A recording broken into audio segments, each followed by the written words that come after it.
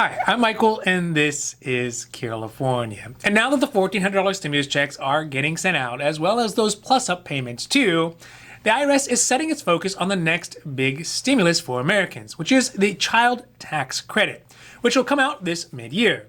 These new child tax credits will both be augmented as well as advanced for those folks who qualify.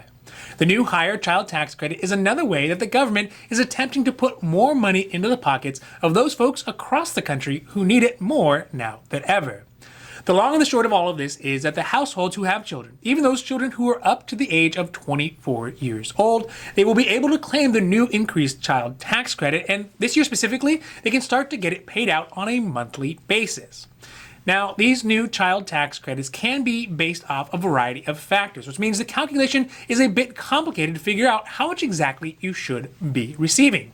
So today we are talking about the new higher child tax credit that will start getting paid out this mid-year, how to figure out how much you should be getting, and who is eligible for these new child tax credits.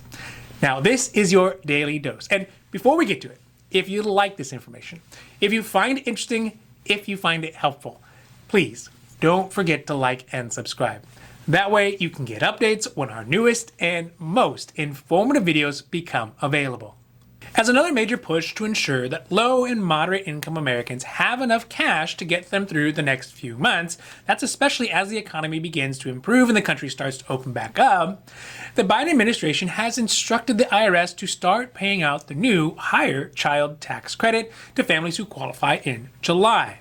The child tax credit for this year has increased from a flat $2,000, where it was last year, up to as much as $3,600 per child in a household. The $3,600 is the highest amount that a family can get for a child, and the amount can vary based on the age of the child and the household's income.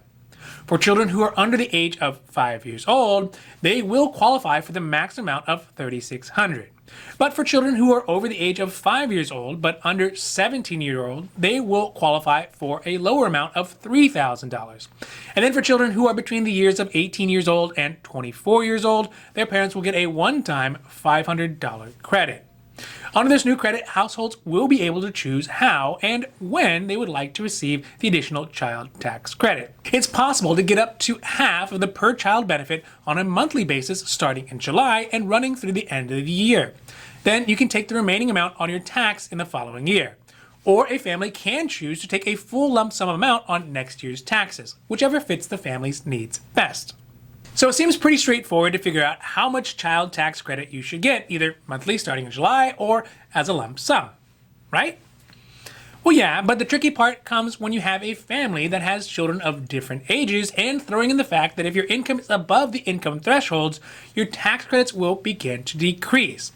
So what I mean by this is in order to be eligible for the new child tax credit, your household must fall within the income guidelines for the program. These guidelines are much stricter this year than they were last year. For 2020, the income limit was as high as $400,000 for married couples, or $200,000 for everybody else. But for the new 2021 child tax credit, the income has been scaled down to $150,000 for married couples, $112,500 for head of household filers, and $75,000 for single filers. If your income is above the 2021 amounts, it'll mean that your child tax credit will start to decrease. In fact, every $1,000 over the income limit that you make based on your household filing status, your tax credit will drop by $50. So this makes calculating how much you should get a bit complicated. Luckily, there is a variety of websites that have an online calculator that help you to figure out how much your monthly advanced child tax credit or your full child tax credit should be. And I'll put the link down below to the one that I like the best. Now, some other important things to know about this child tax credit.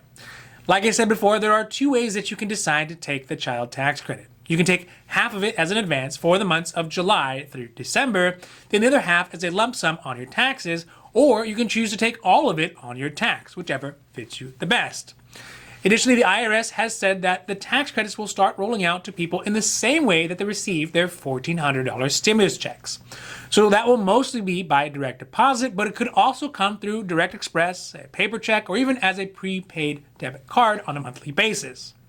Furthermore, there are some specific IRS rules that you must fall into in order to claim these child tax credits. First, you must provide at least half of the child support during the year.